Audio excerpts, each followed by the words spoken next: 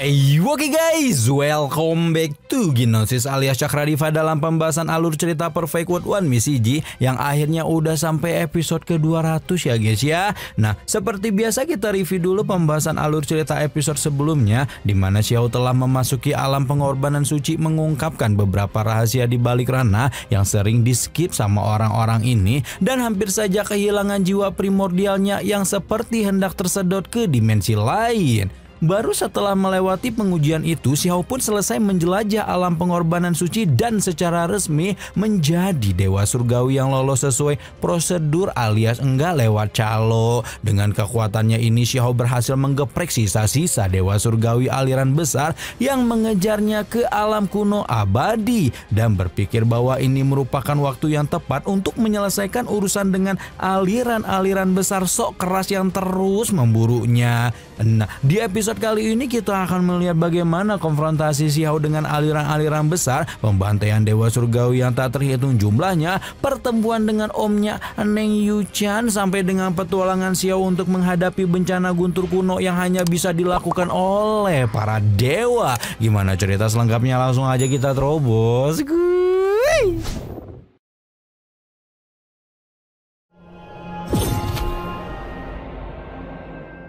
Setelah di episode sebelumnya Xiao telah menggeprek antek-antek dajjal aliran besar, sekarang pemuda batu kecil itu memanfaatkan waktu untuk menyelami ranah pengorbanan suci dan menemukan bahwa alam yang sering keskip ini sebenarnya memiliki kekuatan naik turun seperti pasang surut, dan biasanya kekuatan seorang ahli ranah pengorbanan suci akan bertahan di puncak selama 3-4 hari. Si Batian yang bingung kenapa abangnya ngebolang terus padahal bilangnya mau baku hantam, kemudian bertanya tujuan Xiao ke tempat ini sebelum kemudian mendapat penjelasan bahwa sepertinya air sejati Tain yang memiliki kekuatan luar biasa itu berasal dari gunung es tempat mereka berada saat ini. Nah, sementara Xiao Husyuk menjelaskan intuisinya tentang air sejati Tain tanpa disadari ada sesosok asing yang mengawasinya dari jauh. Mengenal Xiao sebagai ahli luar biasa yang viral di seluruh alam atas dan nampaknya hendak melakukan beberapa trik kepada Xiao untuk menyelesaikan misi sekte. Ketika itu Xiao yang sebelumnya menjelajah langit akhirnya sampai di sebuah danau familiar ketika langsung teringat dengan keadaan bininya, siapa lagi kalau bukan Neng Qingyi. Tepat ketika Xiao hendak membayangkan kecantikan istrinya, itulah sesuatu berkedip dan muncul di depannya sebelum kemudian menunjukkan sosok lelaki muda tampan yang melambaikan lengan baju di depan wajahnya. Laki-laki muda itu kemudian memanggil nama Qingyi yang membuat Xiao langsung sadar bahwa ahli di depannya merupakan anggota Aula Butian. Aula Butian tidak salah lagi merupakan musuh Qingyi saat ini, dan oleh karena itulah Xiao auto suudon kepada lelaki yang bernama Xie tersebut. Apalagi setelah itu Xie menceritakan gegayaan dan berusaha menunjukkan kekuatannya kepada Xiao sebelum kemudian melemparkan sebuah pagoda dewa surgawi yang membuat sang pemuda batu kecil semakin curiga kalau antek-antek Aula Butian ini sepertinya memiliki niat jahat kepada Yuchan. Namun baru saja menjalani satu kali pertukaran, Xie langsung digebukin sampai babak belur oleh Xiao hingga membuatnya tidak terima karena bocah kurang asam seperti Xiao berani memukuli senior sepertinya. Akhirnya Xie pun menguji keberuntungannya sekali lagi, namun sayang antek Aula Butian itu masih tidak beruntung dan hampir saja kena bogem untuk ketiga kalinya kalau tidak buru-buru mengaku bahwa dia sebenar-benarnya adalah paman tuan putri Aula Butian alias Peri Yuchan. Begitu mendengar itu Xiao buru-buru menghentikan pukulannya sementara Xie ngedumel sambil menelampin obat untuk memulihkan luka-luka di tubuhnya. Di sisi lain Xiao jadi penishirin kenapa Xie tampak tidak menunjukkan permusuhan dan bertanya apakah Aula Butian tidak bekerja sama dengan Mingtu dan Istana Abadi. Mendengar pertanyaan itu Xie auto ngamuk lagi karena dia sebenarnya mencari Xiao untuk membicarakan kerjasama dan menjalin persahabatan. kiriman. Nah, berhubung Shi Hao tampak belum percaya, Xie mengajak Shi Hao mendekati danau dengan formasi aneh di dasarnya sebelum kemudian memberitahu si pemuda batu kecil bahwa danau ini merupakan sumber air sejati Tain yang dia cari. Mendengar bahwa danau itu memiliki formasi di dalamnya, seperti biasa si Batian yang merasa dirinya adalah Kang Formasi langsung terjun dengan ceroboh sehingga tanpa sengaja mengaktifkan jebakan di dalamnya. Baru setelah mendapatkan pertolongan dari Shi Hao, si Batian pun masuk sekali lagi dengan lebih berhati-hati. Sementara Shi Hao berusaha untuk menguji Xie sekali lagi dengan menanyakan kalau memang Aula Butian tidak berniat memburunya, seharusnya dia bisa memberitahu berapa banyak dewa surgawi yang dikirim ke alam kuno untuk menangkapnya. Xie malah sama sekali tidak ragu membisikkan beberapa informasi kepada Shi Hao, dan sementara dua lelaki itu bertukar formasi, ternyata si Batian telah menemukan harta karun di bawah danau, yaitu batu asal Tain. 天神也得抖三抖，我天下第一时出手。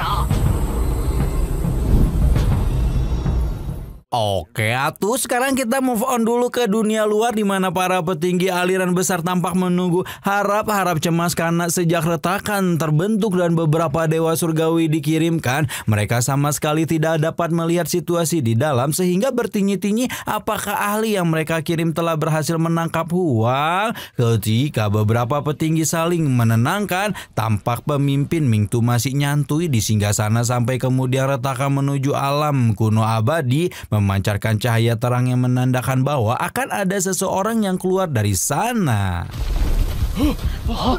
Tapi bukannya dewa surgawi yang membawa Huang dalam kondisi tertangkap yang muncul, melainkan Tong Samcong dan Bambang sebagai dua dari beberapa dewa surgawi kiriman yang terhempas dari dalam retakan dalam kondisi tak bernyawa. Tidak selesai sampai di situ, beberapa saat setelahnya juga terdengar suara mengejek Huang yang meminta agar aliran-aliran besar sok keras ini mengirimkan ahli yang bener dikit lah, jangan kroco-kroco nggak jelas kayak sebelumnya. Pernyataan itu jelas saja membuat para petinggi aliran marah besar, bahkan pemimpin Mingtu tidak dapat menahan diri untuk menembakkan sebuah pilar energi ke dalam retakan.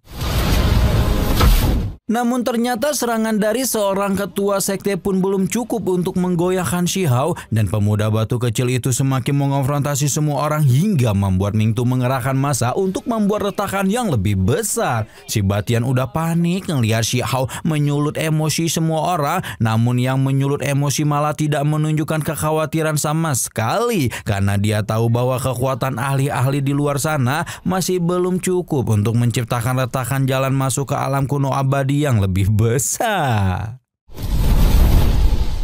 Dan benar saja apa yang dipikirkan oleh Shi Hao setelah banyak orang mencoba membobol retakan, tembok alam tanah peninggalan abadi kuno itu masih tidak bergeming dan membuat Mingtu menjadi semakin murka. Ketika itulah Raja Serangga Alam Baka mendekati Mingtu dan menawarkan diri untuk melihat trik macam apa yang Huang lakukan sampai berhasil menghabisi dua dewa surgawi. Sesuai instruksi Mingtu, Raja Serangga yang kita sebut aja dia Walang lah ya, berubah menjadi tubuh spiritual ketika masuk ke alam kuno abadi dan langsung terlibat baku hantam dengan Huang yang ternyata tidak terpengaruh oleh racunnya.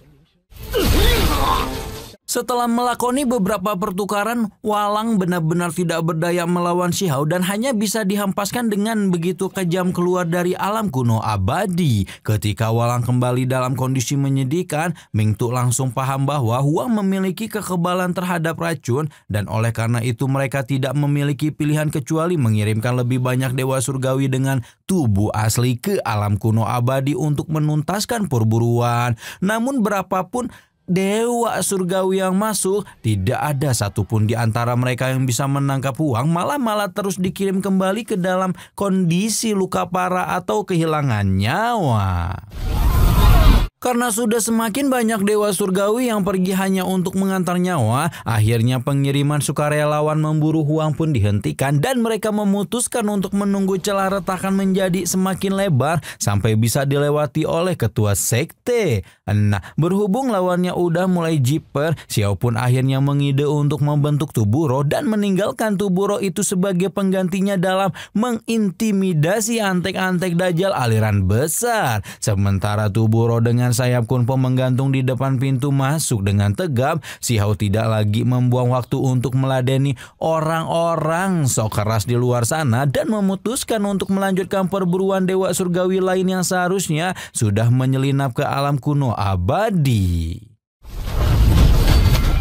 Dan benar saja apa yang dipikirkan Xiao, baru menjelajah beberapa lama di area sekitar pintu masuk, dia sudah dihadang oleh setangkai bunga matahari darah raksasa yang dikendalikan oleh seorang dewa surgawi kiriman aliran besar. Xiao jelas tidak mau berbelas kasih dan langsung menyerang dewa surgawi itu sampai lari tunggang langgang keluar celah spasial.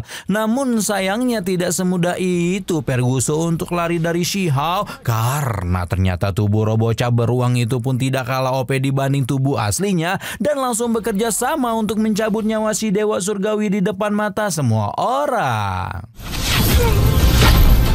Baru setelah membantu Xiao menyelesaikan satu antek Dajjal aliran besar, tubuh roh Xiao berubah menjadi kunpeng sepenuhnya dan kembali menyatu dengan tubuh asli sebelum kemudian bertanya dengan arogan apakah para ahli aliran besar ini masih memiliki kroco lain untuk dikirimkan. Sementara ahli-ahli lain hanya bisa terdiam setelah melihat keopean Huang, sosok yang sedari tadi berdiam di dalam kereta kuda langsung melepaskan raungan marah dan meledakkan energi ganas ketika berteriak kepada semua orang bahwa Huang harus dihabisi apapun yang terjadi.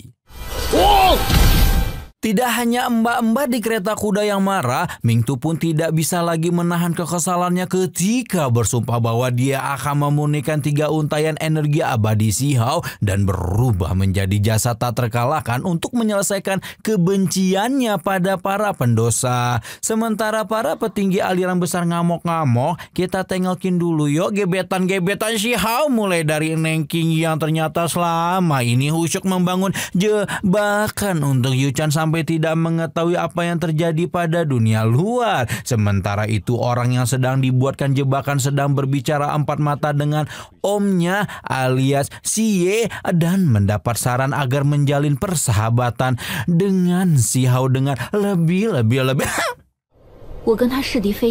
Yuchan dengan tegas berkata bahwa dia bukanlah teman Xiao melainkan musuhnya, membuat Xie hanya bisa menghela napas lelah ketika mengingatkan bahwa potensi Xiao sangatlah luar biasa dan mendapat ahli semacam itu sebagai dukungan merupakan keberuntungan besar yang bisa Yuchan dapatkan. Yuchan hanya menyunggingkan senyuman tipis ketika mendengar Xie memuji Xiao, namun senyuman itu segera berubah menjadi rona merah ketika paman berkata mungkin mereka bisa meminta keringanan hukuman dari kepala aula andai kata Yuchan bisa dikawinin sama bisa menjalin hubungan yang lebih halal dengan si bocah beruang. Maunya kalian juga mau pasti. Tidak hanya Qingyi dan kembarannya yang sedang memikirkan Xiao, melainkan juga gebetannya yang satu lagi alias sang tuan putri klan surgawi Yunxi. Yunxi dipenuhi dengan ekspresi bangga ketika melihat pencapaian Xiao selama berada di alam atas dan bertanya-tanya apakah para tetua klan surgawi akan menyesal setelah dahulu sempat berbuat jahat pada pemuda tersebut. Oke atuh, sekarang kita pindah lagi ke alam kuno abadi yang sedang diliputi dengan gonjang-ganjing karena kemunculan kesengsaraan guntur ilahi kuno, di mana kesengsaraan ilahi ini memiliki tingkatan yang lebih tinggi dibanding bencana guntur di alam atas dan konon katanya hanya dapat diuji oleh seorang ahli yang telah memasuki ranah pengorbanan suci. Sesuai dengan kabar yang telah beredar, Xiao jelas tidak akan membiarkan kesempatan ini terlewat begitu saja dan bersiap untuk menguji dirinya sendiri terhadap kesengsaraan guntur ilahi. Nah, berhubung masih ada 5 dewa surgawi yang masih berkeliaran di luar sana, Xiao juga meminta bantuan leluhur klan jiwa 8 lengan alias Sukijan untuk berjaga sementara dia fokus untuk melewati kesengsaraan guntur ilahi. Orang-orang yang dahulu menjadi lawan Xiao hanya bisa menyaksikan pemuda itu dengan penuh kekaguman karena dengan usia yang begitu muda namun telah menerobos ranah pengorbanan suci. Jelas bahwa kerucil-kerucil seperti mereka bukanlah lawan sepadan untuk Shi Hao lagi.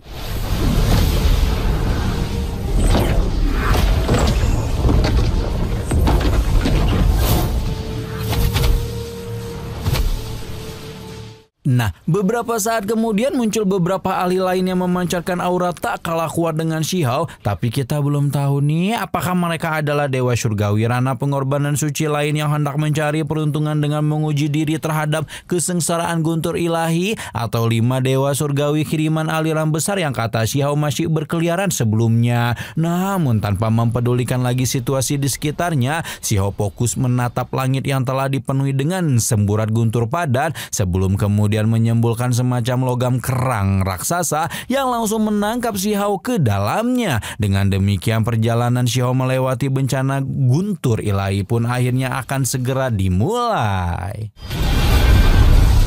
Edian, nyahola itu anteng-anteng dajang aliran besar yang nyari gara-gara mulu sama Shi Hao malah akhirnya balik digeprek berjamaah. Nah, terus kira-kira nih 5 ahli yang muncul itu apakah dewa surgawi yang dikirim aliran besar atau sesama peserta kesengsaraan guntur ilahi ya? Kira-kira mampukah Shi Hao melewati bencana ilahi ini seperti ketika dia melewati bencana surgawi? Bakal jadi OP apa Shi Hao nanti kalau benar-benar berhasil melewati bencana guntur ilahi? Nantikan terus pembahasannya hanya di Cakra Diva Rama di sini pamit. Bye-bye.